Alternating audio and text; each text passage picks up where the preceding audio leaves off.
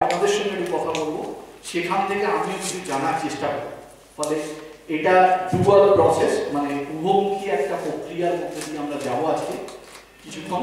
তো আমি এই বলে আমি আমার যে মূল বিষয়টা বায়োডাইভার্সিটি, ম্যানগ্রোভ ইকোসিস্টেম, আর তার সঙ্গে আমাকে বলতে বলা হয়েছে যে প্লাস্টিক্স, তার যে ডিফারেন্ট টাইপস অফ প্লাস্টিক্স বা প্লাস্টিকের যে ব্যবহার বা সেই প্লাস্টিকের ব্যবহার থেকে কিভাবে মুক্ত করা যায়, বা তার রুলস বা কি অপকারিতা, কেন আমরা প্লাস্টিক ব্যবহারটা বন্ধ করব, সেই বিষয়গুলো নিয়ে আমরা একটু আলোচনা করব।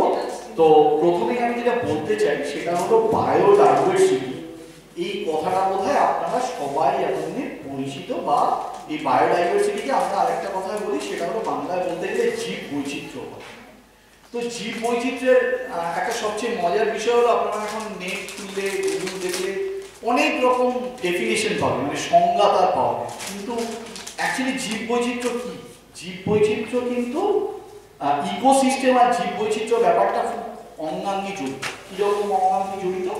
যে আমরা ইকোসিস্টেম বলতে কি বুঝি, যে আমরা প্রত্যেকে, যদি আমরা প্রত্যেকে নিজেরা ভাবি যে আমরা একটা ইন্ডিভিজুয়াল, আমরা একটা ব্যক্তি, তো আমাকে বাদ দিয়ে যা কিছু আছে সবকিছু হলো এনভায়রনমেন্ট। যা কিছু আছে আমি খুব সহজভাবে বলার চেষ্টা করছি, মানে ওই তত্ত্ব কথায় বইয়ের ওই নলেজ ওইভাবে নিয়ে আমি চেষ্টা করব না। আমি চেষ্টা করছি যে আমরা যেভাবে খুব সহজে বুঝতে পারি। তো এইটা হলো আমাদের পরিবেশ। আমি বাদ দিলে, প্রত্যেকে যদি ভাবো যে আমিটা বাদ দিলে বাকি যেটুকু আছে সেটাই কিন্তু আমাদের পরিবেশ। এবং এই পরিবেশে আমরা দুটো জিনিসকে দেখতে পাই, একটা হলো বায়োটিক কম্পোনেন্ট, আর একটা হলো অ্যাবায়োটিক কম্পোনেন্ট। মানে জীব, খুব সহজ ভাষায় বলতে গেলে জীব এবং জল, এই দুটো আছে। এবার এই এনভায়রনমেন্ট আমরা যখন বলবো, আমি এবং আমার এনভায়রনমেন্ট, একটা পার্টিকুলার রিজিয়নে আমার একটা জায়গা, যে আমি বাদ দিয়ে আমার বাকি যে বায়োটিক কম্পোনেন্ট বা অ্যাবায়োটিক যে কম্পোনেন্ট, সেই টোটালটাকে বলবো আমি একটা রিজিয়নের মধ্যে। যখন আমি বলবো একটা অঞ্চল বা একটা জায়গার ক্ষেত্রে, তখন তাকে আমরা বলবো ইকোসিস্টেম। এইবারে তার মানে আমরা একটা কাজ করতে পারি খুব সহজে, আমরা যদি ভাবি তাহলে আমরা বলবো যে একটা শহর, একটা গ্রাম, একটা রাজ্য, একটা দেশ, তারপরে গোটা পৃথিবী, এটাকে কিন্তু আমরা আলটিমেটলি কি করতে পারি, খুব ছোট ছোট ইকোসিস্টেমে ভাগ করে নিতে পারি। তার মানে আমরা বলতে পারি সারা পৃথিবী বা এই পৃথিবীর উপরে যা কিছুই আছে তারা কিছুই নয়, পুরো পৃথিবীটাকে আমি ছোট ছোট কতগুলো ইকোসিস্টেমে ভাগ করতে পারি। মানে আমরা এটা বলতে পারি the whole world is a summation of, or মানে আমরা সারা পৃথিবীকে আমরা বলবো ছোট ছোট ইকোসিস্টেমের যোগফল হলো আমাদের পৃথিবী। এটা হলো আমরা খুব সহজে বলা, যেটা বলতে পারি আমরা খুব সহজ করে। এবং এইভাবে যদি আমরা ইকোসিস্টেমটাকে ডেসক্রাইব করি, তাহলে আমরা বায়োডাইভার্সিটি যেটা বলবো, আমাদের ইকোসিস্টেম যে বায়োটিক কম্পোনেন্ট, মানে জীব, যারা জীব জগৎ, সেই জীব জগতে আমরা কিন্তু এরকম নয় যে শুধু আমরাই মানুষ বেঁচে আছি। মানুষ ছাড়াও প্রচুর প্রাণী আছে, উদ্ভিদ আছে। এবং আজকের দিনে দাঁড়িয়ে আপনারা যেটা সমস্ত মানুষ সেটা জানতে পারছেন, যেটা হয়তো কিছু বছর আগেও জানা ছিল না, যে এখানে আমাদের সঙ্গে আরেকটা বায়োটিক কম্পোনেন্ট খুব ইম্পর্টেন্ট থাকে, সেটা হলো মাইক্রো অর্গানিজম বা অণুজীব, যাদেরকে আমরা খালি চোখে দেখতে পাই না। তো এই কম্পোনেন্টগুলো সব রয়েছে। এই কম্পোনেন্টের মধ্যে আমরা মারাত্মক ভ্যারিয়েশন দেখি। আমরা যেমন প্রাণীদের মধ্যে ভ্যারিয়েশন দেখি, তেমনি উদ্ভিদ জগতের মধ্যেও ভ্যারিয়েশন দেখি, মানে অনেক রকম বৈচিত্র্য দেখতে পাই। তেমনি অণুজীবদের ক্ষেত্রে, যাদেরকে খালি চোখে আমরা দেখতে পাই না, তাদের ক্ষেত্রেও প্রচুর ভ্যারিয়েশন আমরা দেখতে পাই। তো সেই ভ্যারিয়েশনটা আমরা যেটা দেখতে পাই, সেটাই হলো জীব বৈচিত্র্য বা বায়োডাইভার্সিটি। যে যত জীব জগৎ আছে তাদের মধ্যে যে বৈচিত্র্যটা, সেটাই হলো বায়োডাইভার্সিটি। এবার প্রশ্ন হলো,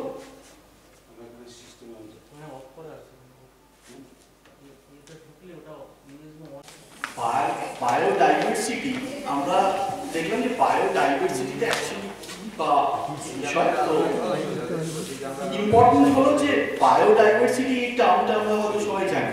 তো বায়োডাইভার্সিটিতে এখানে না এই জিনিসটাকে আরো অন্যভাবে বলা যায়, শুধু বায়োডাইভার্সিটি নয়, biodiversity is also known as biological diversity. আমরা এটাকে বায়োলজিক্যাল ডাইভার্সিটিও বলতে পারি, ডাইভার্সিটি অফ লাইফও বলতে পারি, বা বায়োলজিক্যাল ভ্যারিয়েবিলিটিও এটাকে বলতে পারি, যেটা স্ক্রিনে দেখা যাচ্ছে। তো আমার মনে হয় যে আমি তার আগে সবাইকে একটু বলে নিচ্ছি, আমার একটু কতগুলো লিমিটেশনস আছে। মানে আমি না ওই মানে স্লাইডে খুব একটা বাংলার মধ্যে অতটা আমি খুব একটা করতে পারি না, আমার এই স্লাইডগুলো সেই জন্য ইংলিশে আমি সেটাকে সবই বাংলায় বলে দেবো, এবং যখন আপনাদের কোনো রকম সমস্যা হবে আপনারা আমাকে সঙ্গে সঙ্গে জিজ্ঞেস করবেন, কোনো অসুবিধা নেই, আমরা সঙ্গে সঙ্গে কথা বলবো। তো বায়োলজিক্যাল ডাইভার্সিটি, এবার প্রশ্নটা হলো যে বায়োলজিক্যাল ডাইভার্সিটির অনেক তত্ত্বকথা আছে। খুব সহজে যদি বলি যে বায়োলজিক্যাল ডাইভার্সিটিকে আমরা তিনটে লেভেলে অ্যাকচুয়ালি বায়োডাইভার্সিটিকে পাই, সেটা হলো জেনেটিক ডাইভার্সিটি, স্পিসিস ডাইভার্সিটি, আর একটা হলো ইকোসিস্টেম ডাইভার্সিটি।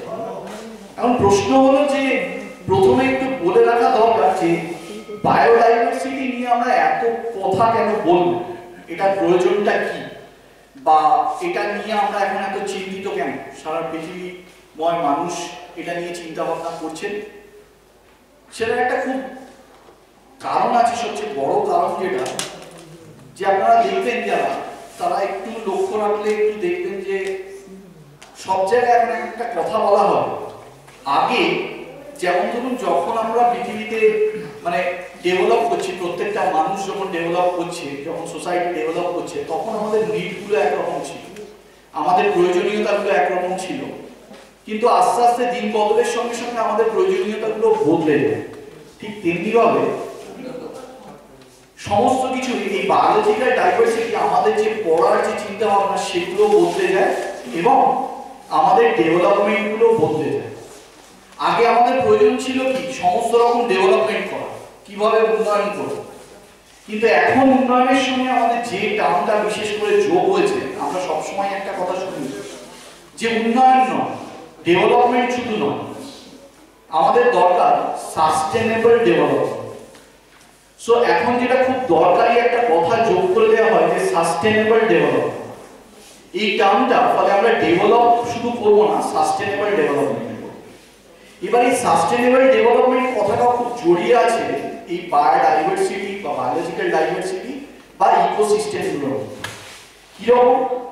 খুব সহজে আমি একটা এক্সাম্পল দেব সবার কাছে। আমার মনে হয় সেই এক্সাম্পলটা না আপনারা সবাই বাড়িতে ফিল করেছেন। আপনারা দেখবেন, আমি জানি না আপনাদের এখানে কিরকম মশা আছে, বাড়িতে সন্ধ্যাবেলা কিরকম মশা হয় জানি না, কিন্তু আমাদের দিকে খুব মশার উপদ্রব আছে। তো আগে আমরা যেটা দেখতাম, খুব দেখবেন যে অনেক দিন আগে, বেশ কিছু বছর আগে, ছোট্ট ছোট্ট এরকম একটা সাবানের এই ছোট ভার্সন পাতলা মতো ওই হ্যারিকেনের উপরে দেওয়া থাকতো, বা কিছু ওই গন্ধটা শুকিয়ে মশাগুলো পড়ে যেত, মাথাগুলো পড়ে যাওয়ার মতো পড়ে যেত অনেক মশা। তারপরে ওই ঝাঁটাটা দিয়ে মেরে ওগুলোকে বের করে দেওয়া, ট্রেন করে দেওয়া, ওটাকে বের করে দেওয়া। তারপর দেখবেন সেগুলো আর কাজ করলো না। সেগুলো কাজ না করার পরে দেখবেন মসকুইটো কয়েলও দেখবেন কিছুদিন আগে দেখা গেল যে মসকুইটো কয়েল দু একটা সিজন থাকার পরে সে মসকুইটো কয়েল আর কাজ করছে না। দেখবেন যে আপনারা দিচ্ছেন কিন্তু মশা যাচ্ছে না। তারপরে যেটা এলো, ওই প্লাগ পয়েন্টে ঢুকিয়ে দেওয়ার কিছু তেল, লিকুইডেটারে। তো লিকুইডেটারের পরে তারপরে এখন যেটা দেখা যাচ্ছে, বিভিন্ন ফ্লোর ক্লিনারের মধ্যে ওই অয়েলগুলো মিক্স করে দেওয়া হচ্ছে। তার সঙ্গে ওই আপনাদের ডিফারেন্ট সেলুলোড অয়েল থাকে, বা অনেক রকম সাইট্রাস অয়েল ওর সঙ্গে যোগ করা হয়, সেগুলো থেকে ওই স্মেলটা নিয়ে মশাগুলো আসে। কিন্তু দেখবেন এইগুলোরও কার্যকারিতা খুব বেশি দিন নয়। এবার ঘটনাটা হলো, আমরা এখানে কি করছি, একটা জিনিস একটু কোনোদিন একটু ভেবে দেখবেন যে মশা, তারও কিন্তু সে ছোট, কিন্তু তারও একটা প্রাণ আছে।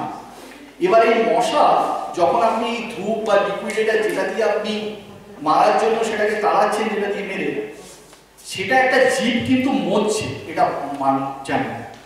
এবার সেইটা যে একটা ছোট জীব যখন মরে, সেই ইফেক্টটা দিয়ে মানুষ কিন্তু কোনোদিন মারা যায় না, কিন্তু মানুষের শরীরেও কিন্তু তার একটা মারাত্মক প্রভাব আছে। অনেকে দেখবেন ওই গন্ধটা নিতে পারে না, কিছুক্ষণ পরে দেখবেন মাথার যন্ত্রণা করছে। ফলে আমরাও কিন্তু সবসময় ওই কেমিক্যালস গুলোতে এক্সপোজড হচ্ছি। So this is not the way of sustainable development. আমাদের কিন্তু উন্নয়ন হচ্ছে, কিন্তু এটা সাস্টেনেবল উন্নয়ন ডেভেলপমেন্ট নয়। মানে আমরা কিন্তু এই যে মশাকে তাড়াচ্ছি, এটা আমাদের কিন্তু ক্ষতি করছে, আমাদের শরীরেরও ক্ষতিটা ডেকে আনছে। ফলে এই কেমিক্যালস গুলো ইউজ করা কখনোই কাজের কথা নয়।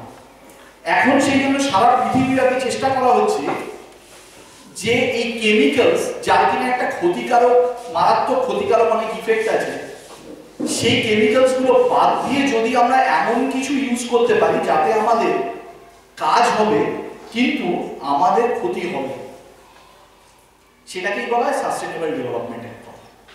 এবারে আপনারা যদি বলেন যে ঠিক আছে, আপনি তাহলে কি বলেন, এই মশার জন্য কি সাস্টেনেবল ডেভেলপমেন্টের কোনো উপায় আছে? হ্যাঁ আছে।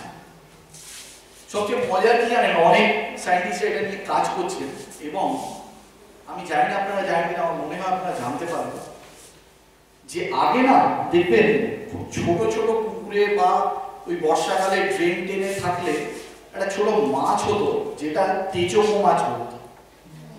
আপনারা জানেন কিনা আমি জানি না, তিনটে দুদিকে দুটো চোখ বেরিয়ে থাকে আর একটা উপরে মাথার দিকে একটা চোখের মতো থাকে, সেটা তাকে তেচকো মাছ বলতো।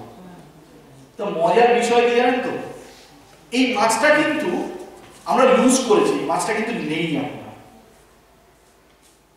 এবার কেন মশার প্রসঙ্গে এই মাছটার কথা আমি আনলাম, তার কারণ হলো এই তেচকো মাছটা যেটা করতো কি, মশা তো জলের নোংরা আবর্জনা বা জলে ডিম পাড়ে, ওই তেচকো মাছ বেঁচে থাকতো ওই মশার ডিমগুলোকে।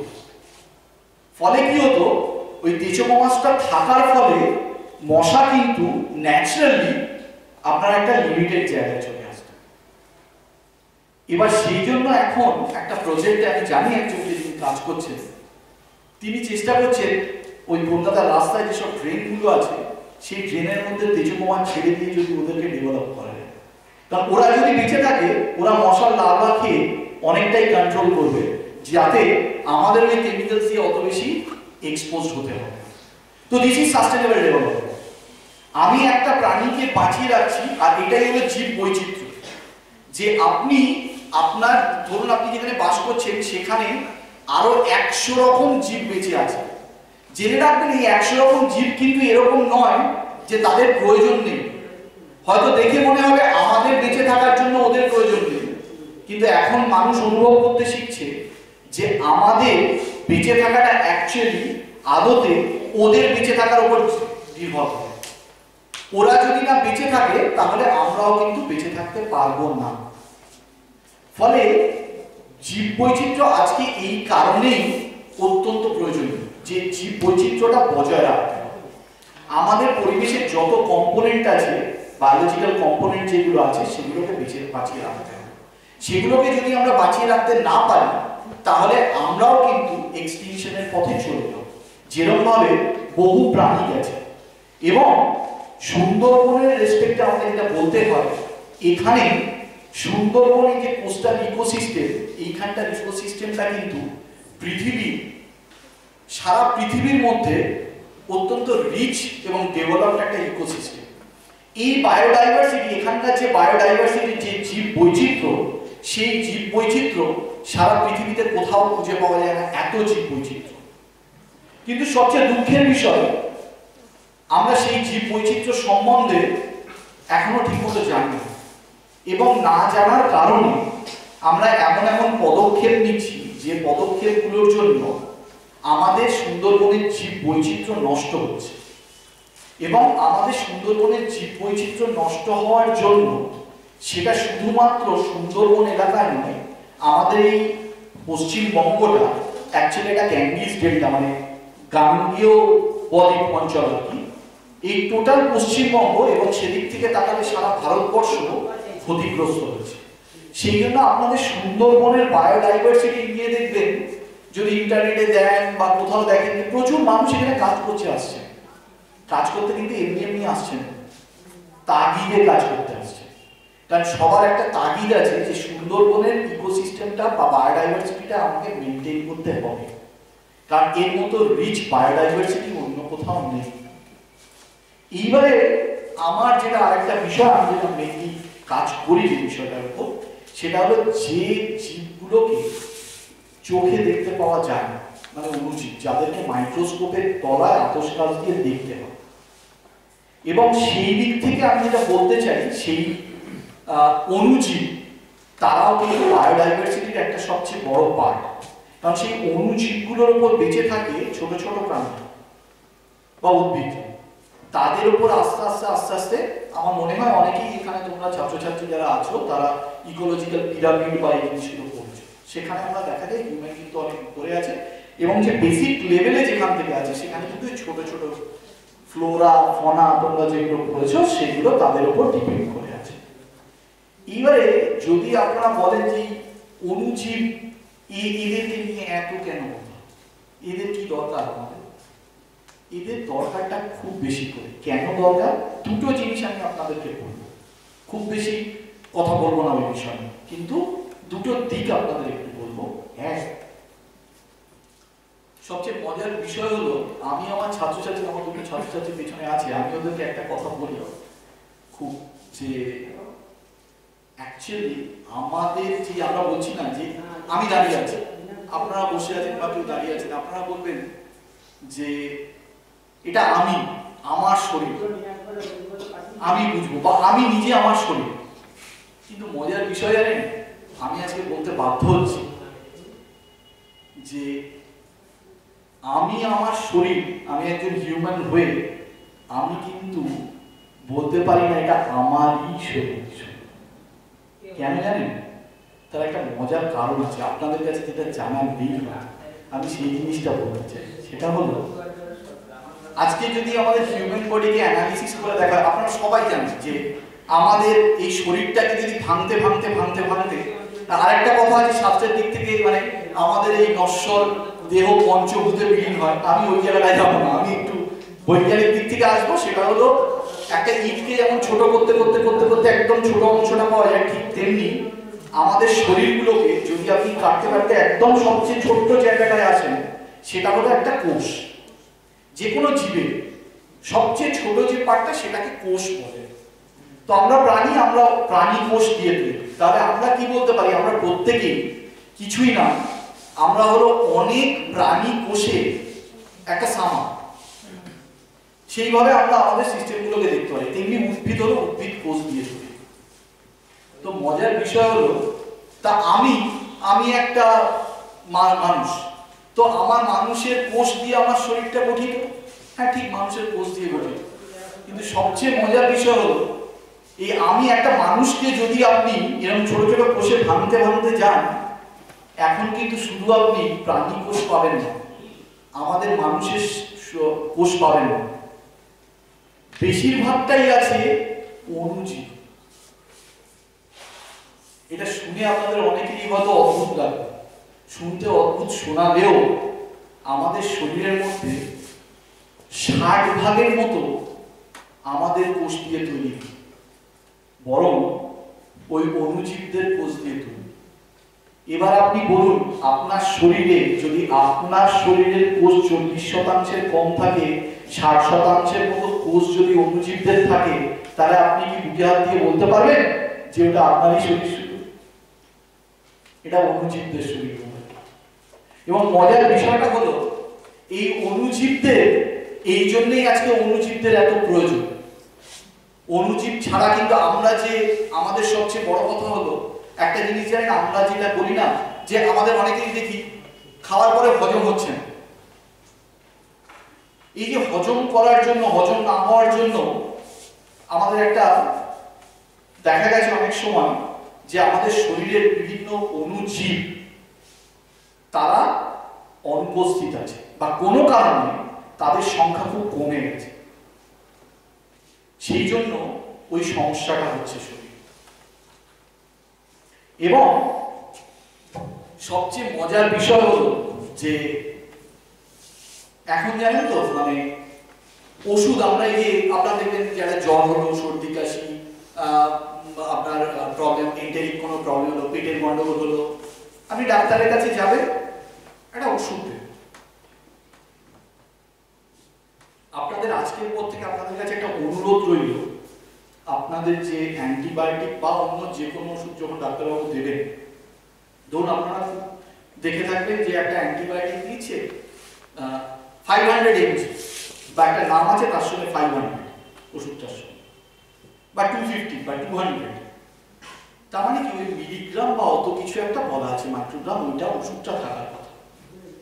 কিন্তু কোনোদিন আপনারা যদি ওষুধটা দেখেন যে ওষুধের যে স্ট্রিপের গায়ে যে কম্পোজিশনটা লেখা থাকে, দেখবেন ওই কেমিক্যাল কম্পোনেন্টটা যেটা আপনি খাচ্ছেন, যেটা আপনার প্রয়োজন শরীরে, সেটা বাদ দিয়ে, হ্যাঁ ঠিক, ও সামনে এরা খুব ভালো কথা বলেছে, সেটা খুব অল্প থাকে, হ্যাঁ ঠিক বলেছে একদম, সেইটা যতটা না থাকে তার থেকে অন্যান্য উপকরণগুলো অনেক বেশি থাকে।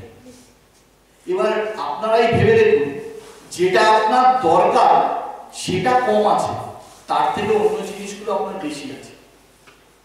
তো এইবারে সেই জিনিসগুলো আছে, তারও কতগুলো কারণ আছে। তারা এই মূল ওষুধটাকে বিভিন্নভাবে আপনার শরীরে যেখানে ক্ষত সেটা সারানোর জন্য কাজে লাগে। আমি বলছি না সেটা একদম কাজে লাগে, বিভিন্ন কারণে সেগুলো আছে। কিন্তু মুশকিল হলো সেই জিনিসগুলো আপনার কিন্তু শরীরে দরকার নেই রোগটা সারানোর জন্য, তবু আপনার শরীরে যাচ্ছে। এবং সেটা থেকে আমরা যে বলি না সাইড ইফেক্টস কথাটা খুব, বা পার্শ্ব প্রতিক্রিয়া, এই পার্শ্ব প্রতিক্রিয়াগুলো কিন্তু সেই কারণে মেনলি। সেই জন্য জানেন তো এখন উন্নত যে দেশগুলো, যাদেরকে আমরা বলি যাদের যেখানে বিজ্ঞান সাধনা অনেক বেশি এগিয়ে গেছে, সেই উন্নত দেশগুলোতে এখন কিন্তু এই যে ওষুধ, এই ওষুধগুলো কিন্তু এরকম ভাবে খাওয়া হয় না। আপনারা শুনলে খুব অবাক হয়ে যাবেন, খুব অবাক হয়ে যাবেন যে আমেরিকা বলতে তো আমাদের সবারই একটা কিরকম মনে হয় যে একটা বিশাল দেশ, সেখানে বিশাল অনেক বড় বড় ব্যাপার হয়, কিন্তু ওরা বিজ্ঞান সাধনা করে আজকে দেখেছে ওরা কিন্তু নর্মাল যে কোনো একটা অসুখ হলে ওরা কিন্তু যে কোনো ওষুধ খায় না, এই কেমিক্যাল ওষুধগুলো খায় না। এবং আপনারা যদি একটু, আপনাদের কেউ যদি চেনা থাকে বা কারোর থেকে যদি শুনতে পান, জানবেন যে আমাদের একটা এখানে একটা বাচ্চা হওয়ার পরে তাকে যে পরিমাণ অ্যান্টিবায়োটিক দেওয়া হয়, সেটা উন্নত দেশে সেই অ্যান্টিবায়োটিকের কথা ডাক্তাররা ভাবতেই পারেন না, ভাবতেই পারেন না। তারা অবাক হয়ে যান যে একটা বাচ্চাকে এত অ্যান্টিবায়োটিক কি করে দেওয়া উচিত। যার জন্য একটা ছোট্ট এক্সাম্পল আপনাদের বলবো শুধু। জানেন তো আমাদের নরমাল একটা পেটে ধরুন ব্যথা হচ্ছে, একটু পেটের প্রবলেম হচ্ছে, কয়েকবার পটি হচ্ছে, পাতলা হচ্ছে, ডায়রিয়াল স্টুল হচ্ছে, তো সেখানে আমরা যাই ডাক্তারবাবুর কাছে, ডাক্তারবাবু একটা ওষুধ দিলেন 2-3টে, আমরা খেলাম, খেয়ে 3-4 দিন পরে আমাদের ঠিক হয়ে গেল। আস্তে আস্তে 1 বা 2 দিন পরে নর্মাল হতে শুরু করলো, 4-5 দিনের হয়তো কোর্সের ওষুধটা দিয়েছেন, আমরা খেলাম, ঠিক হয়ে গেল। মজার বিষয় হলো আমেরিকা ছাড়াও অন্যান্য অনেক দেশ আছে, তারা এই সময় কি করে জানেন? কিছুই করে না, তারা টক দই খায়, ইয়োগার্ট খায়। তাদের হিলিংটা একদিনের মধ্যে যে পেট ব্যথা সেরে গেল, একদিনের মধ্যে চমৎকার হয়ে গেল তা হয় না, একটু সময় লাগে। কিন্তু তারা অন্য ওষুধ খায় না, খুব প্রয়োজন না।